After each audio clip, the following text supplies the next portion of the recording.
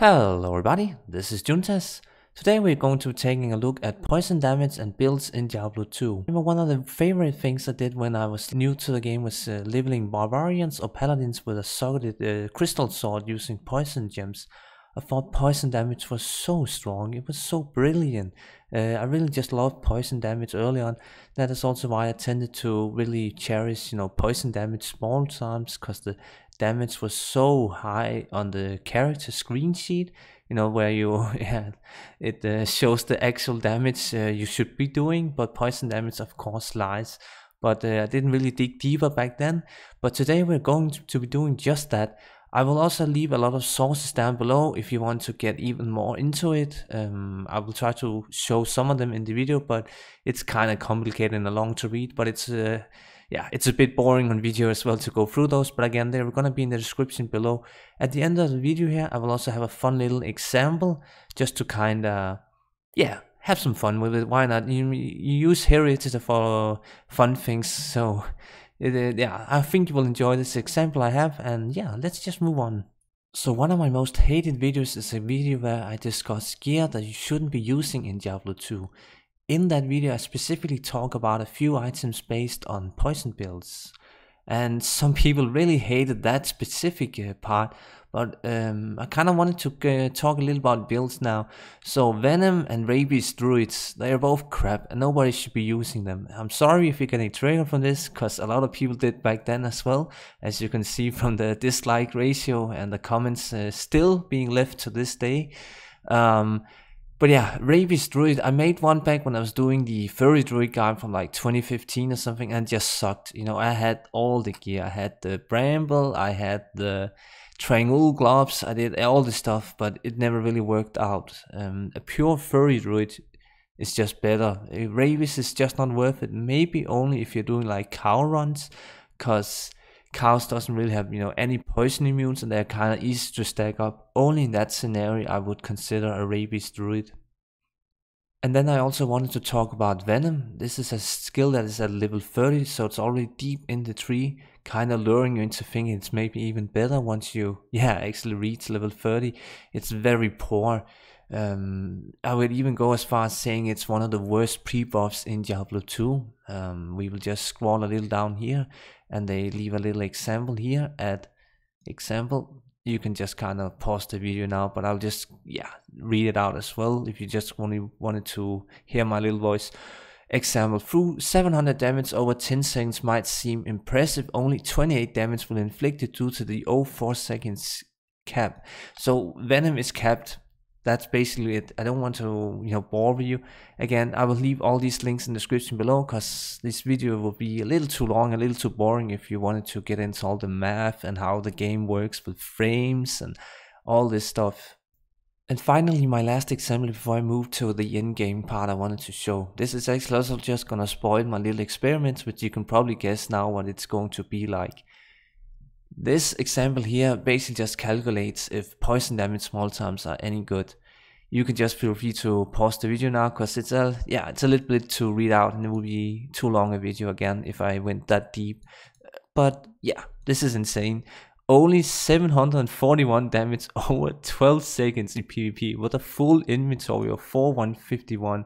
These small jumps are also super expensive. I wouldn't say they're quite as expensive as 32020s, but they're about equal. Definitely very expensive. Yes, I did it. I brought back the Wine Force build from the old video I did when I started out the channel pretty much. This is just with a little better gear than back then I had. But you can see this is the perfect Wine Force gear that you can pretty much have. Ideal gear. But with this little fun inventory here, which I of course can only get using Heritage. This is, it's gonna be a fun little experiment. And back on the other character with all poison damage. So let's just go for this one. I will just do a simple damage test. You can see how the damage is insane. The other build only had like, was it 8k damage or something? This one has triple that almost. This is, wow, so much more damage. But let's see if it's actually any good then. So I wanted to do the runs here on Trinticle on Players 5. Players 5 would be like the limit of this build. I will be, I would say I would die pretty easily, but we will see. Also, I'm not gonna claim that having an inventory poison or or damage charms, whatever you wanna call these ones, is gonna transform the build, make you that much stronger. But I, as a player, at least want to I want to say, can I feel a difference between the two inventories? Is it that big of a difference that I would never even consider poison damage? So let's go for this. I have to play a little bit careful because again, it's just it's a glass cannon build with no survival pretty much. That's how this build is set up. So let's try to maybe do some damage on this one. Yeah, I wouldn't say that's anything fast. Let's try guided arrow maybe.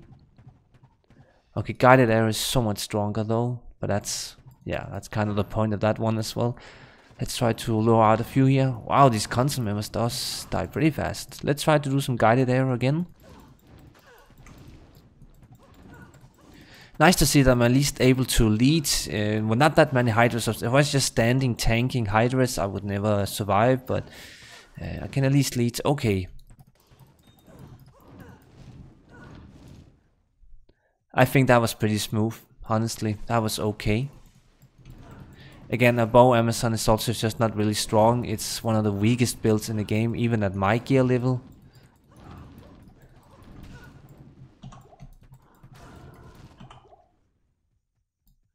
Okay, let's try this one. I keep getting mana burned. Okay. Man, it's like 120, 1/10 of the damage, something like that. I think it was almost 5% per hit from a guided arrow. Let's try and do just the last bit here before we switch over to poison damage. Let's just really spam it now. See if we're gonna be able to tank this part here. This hurts a lot. If I don't connect with hits all the time, I'm just gonna drop. Yeah, like this. Can I make it out? The damage is just a little hard to tank, but you kinda saw the results now. I can somewhat survive with this. Can maybe try last time again.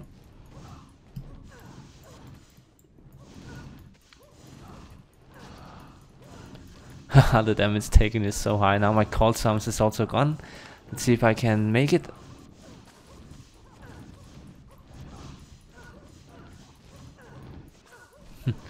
I would think that's enough for that. So let's move on to poison, with me also dying there.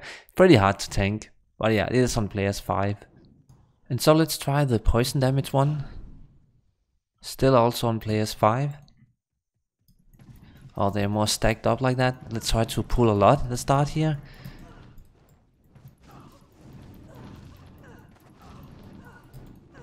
So far I'm not really seeing any difference. Seems decent. It's fun also just for all the poison damage going on with the mobs, I guess. You can kite a little bit. I need to move. Wow, I stood for a little too long. That was just my own fault. I got a little greedy there.